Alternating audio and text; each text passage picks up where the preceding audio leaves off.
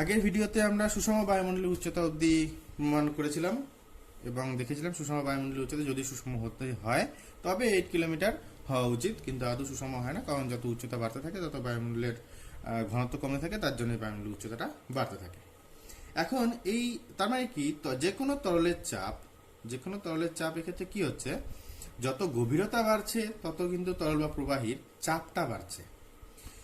এই কারণে কি হয়, বাঁধ, আমরা জানি যে বাঁধ নির্মাণ করার ক্ষেত্রে কি হয়, পাহাড়ের উপরে একটা বড় অনেক বিশাল বড় একটা দেওয়াল তৈরি করা থাকে।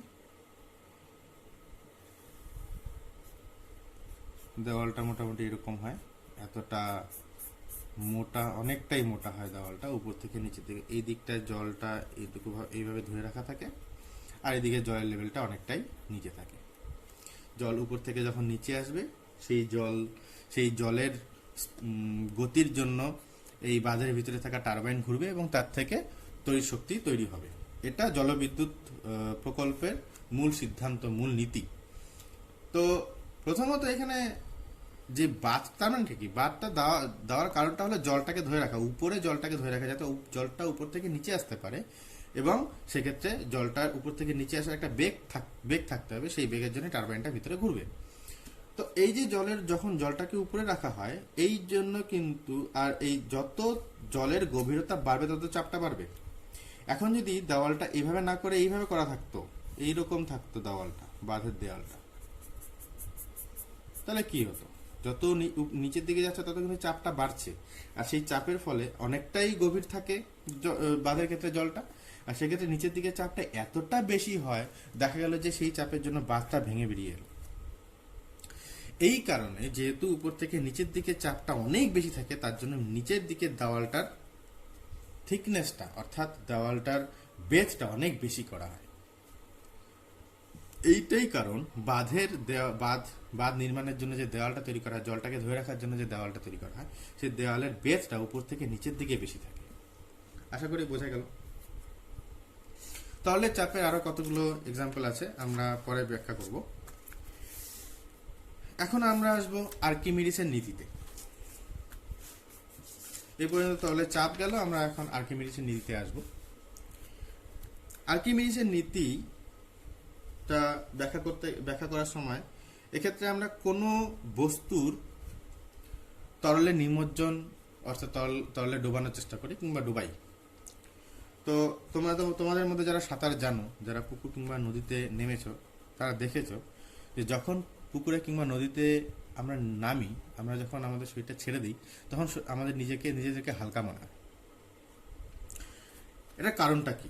এটার কারণটা হলো, যখনই আমি ধরলাম, আবার আমি সেই বিকারে আসলাম, বিকারে কিছু পরিমাণ তরল রেখেছি, আমি জল বলছি না, জল সবসময় জেনে নেবে এমন কোনো কথা নেই, আমি জলের মধ্যে একটা বস্তু কনসিডার করছি, এই সমস্ত জায়গায় একটা বস্তু কনসিডার করছি, আর এই বস্তুটা আমার সুবিধার জন্য আমরা বস্তুটাকে ঘনকাকৃতি নিলাম।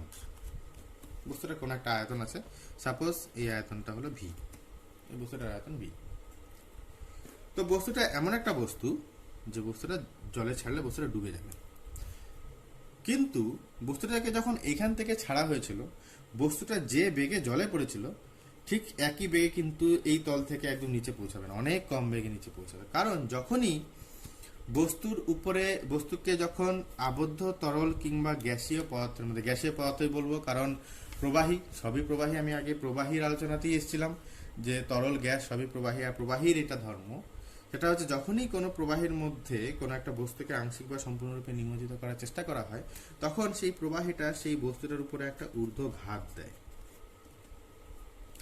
এই ঊর্ধ্বঘাতটাকে বলি আমরা প্লবতা বা প্লবক বল। এখন এই প্লবতাটা তার মানে কোন দিকে কাজ করছে? প্লবতাটা, বস্তুটার ওজন কোন দিকে কাজ করবে? ওজন নিচের দিকে কাজ করবে, তার জন্য বস্তুটা নিচে যাচ্ছিল। তো বস্তুটার ওজন নিচের দিকে কাজ করছে, আর প্লবতাটা কোন দিকে কাজ করছে? ওজনের বিপরীত দিকে। তাহলে বস্তুটার আপাত ওজন কত হচ্ছে? বস্তুটির আপাত ওজন সমান সমান কত হচ্ছে? প্রকৃত ওজন, যেটা হওয়া উচিত, যেটা আদৌ ওজন হওয়া উচিত, মাইনাস প্লবতা। অর্থাৎ প্রকৃত ওজন থেকে প্লবতাটা বাদ চলে যাচ্ছে, তাহলে আপাত ওজন কি হচ্ছে? কমে যাচ্ছে না প্রকৃত ওজন থেকে। তার জন্যই বলা হয় যে যখন কোনো বস্তুকে কোনো তরলের মধ্যে আংশিক বা সম্পূর্ণরূপে নিমজ্জিত করা হয় কিংবা নিমজ্জিত করার চেষ্টা করা হয়, তখন বস্তুটার ওজনের আপাত হ্রাস হয়। এই আপাত হ্রাসকেই আমরা বলি প্লবতা। তো এখন প্লবতার মানটা কত?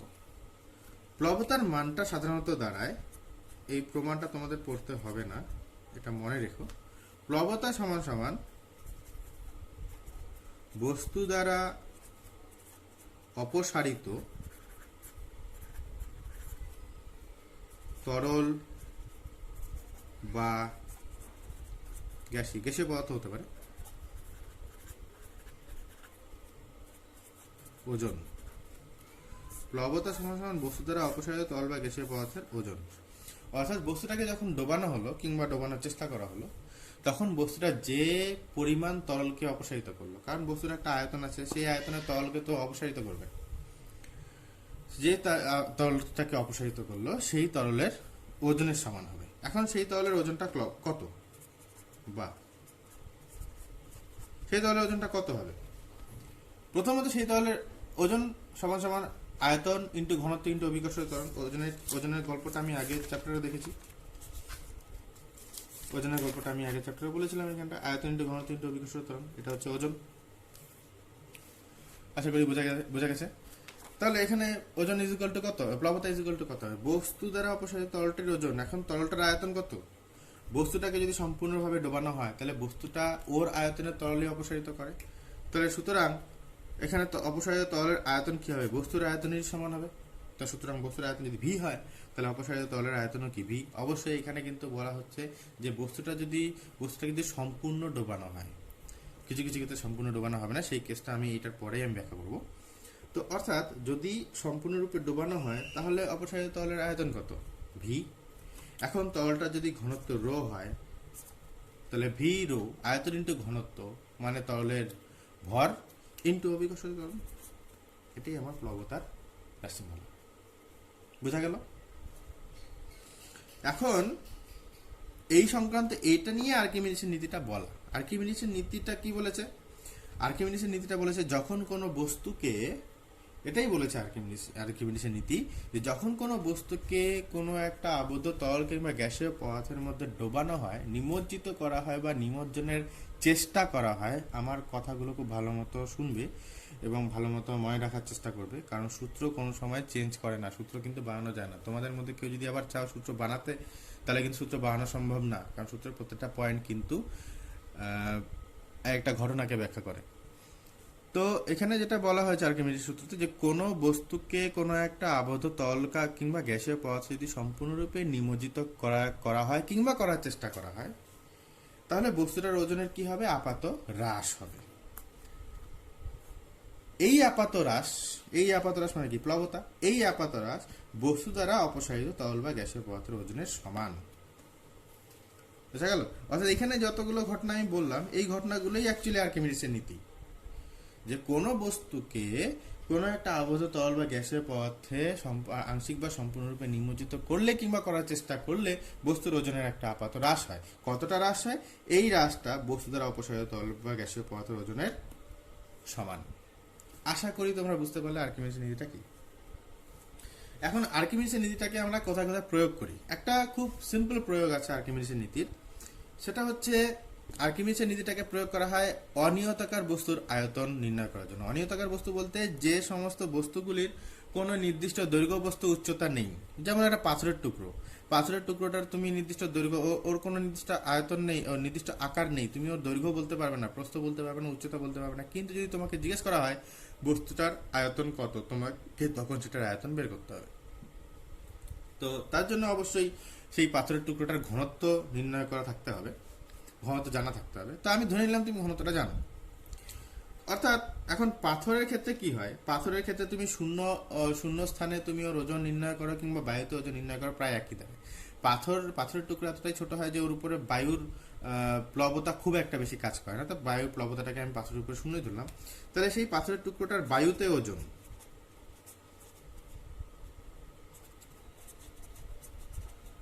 ধরলাম একটা ওজন আসলো W1। সাপোজ একটা ওজন দিল W1। ওজন কোন যন্ত্রের সাহায্যে নির্ণয় করা হয়? স্প্রিং তোলা যন্ত্রের সাহায্যে। তো ধরলাম বায়ুতে ওর ওজন আসলো W1। তো ওটাকে তুমি কোন একটা তরলে নিমজ্জিত করলে, রো ঘনত্বের তরলে নিমজ্জিত অবস্থায় ওজন,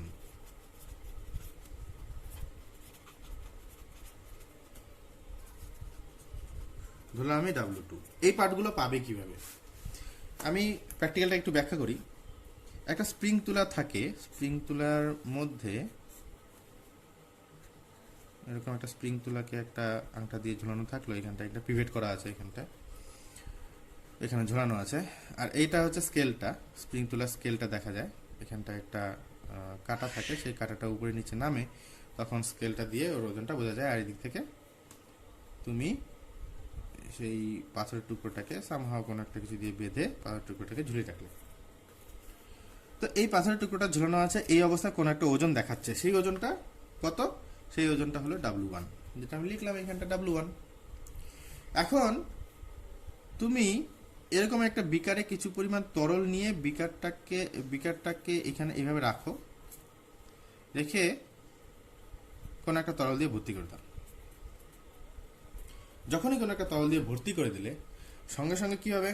প্লবতাটা কাজ করবে, আর প্লবতার জন্য আপাত ওজন হ্রাস পাবে। আমি W1টাকে এখানে ধরছি না, আমি ধরলাম W1টা এটা W1, এটাকে ইগনোর করো, এখানে যা কাটাকাটি হয়েছে এটাকে ইগনোর করো।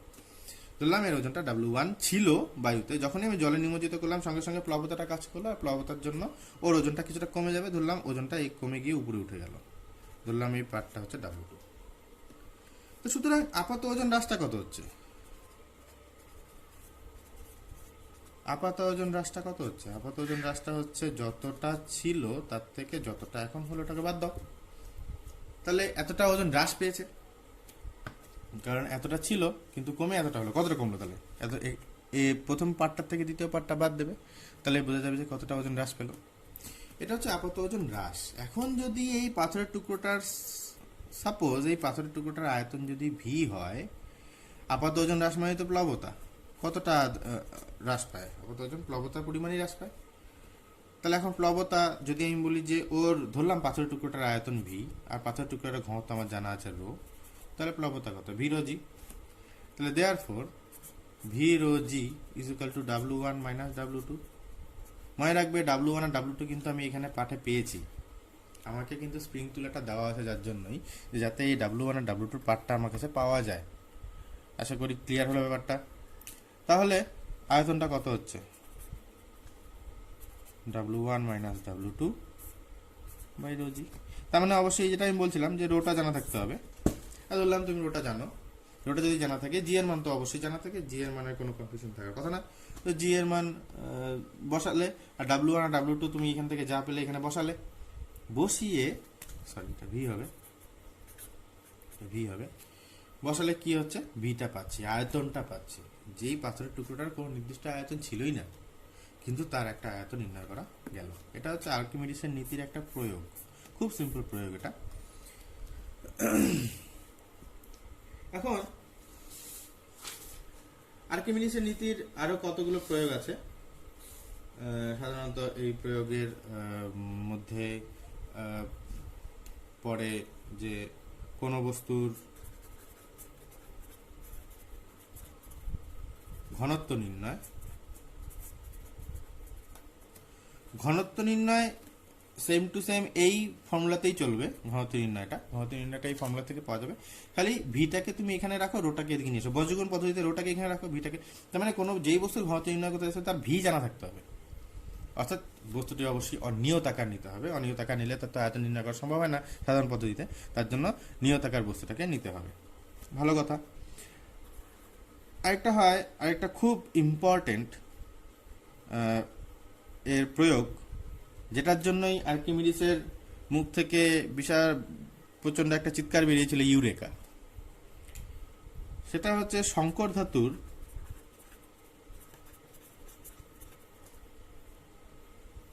মধ্যেকার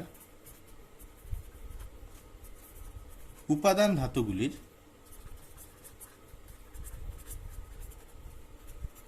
পরিমাণ নির্ণয়।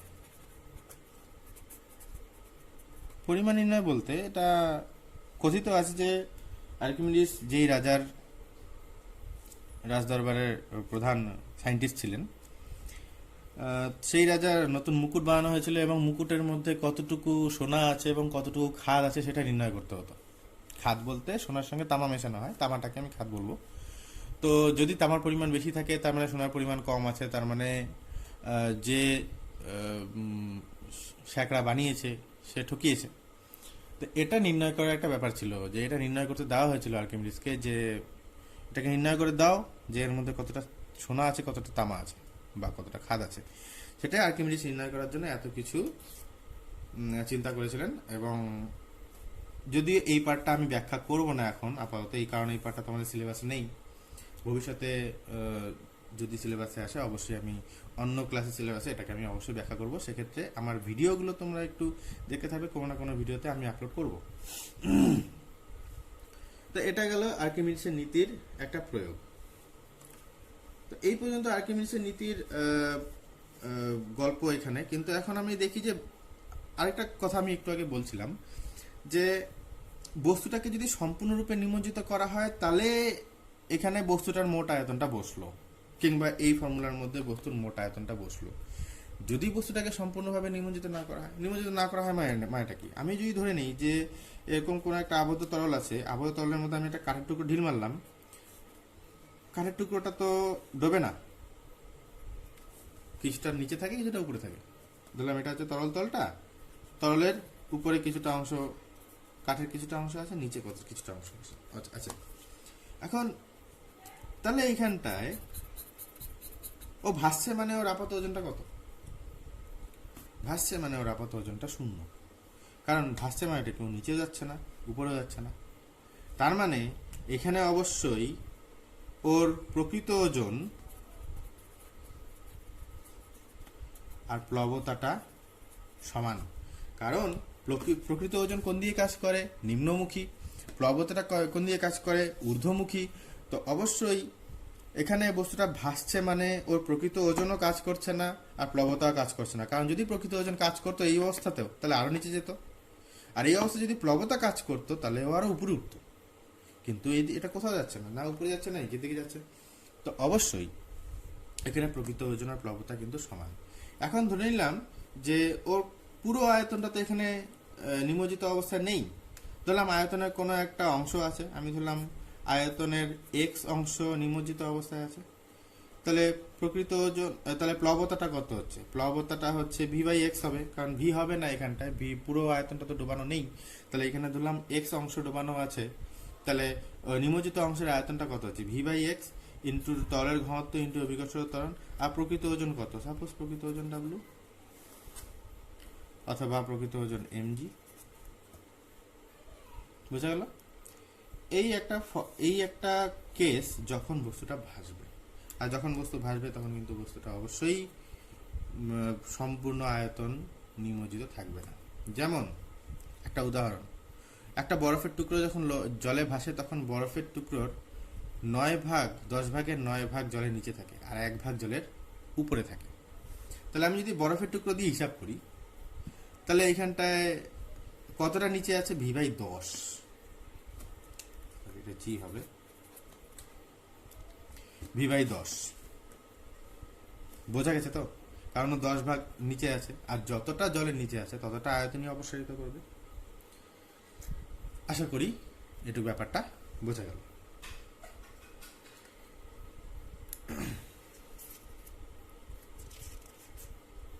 আজকের ভিডিওটা এই পর্যন্তই।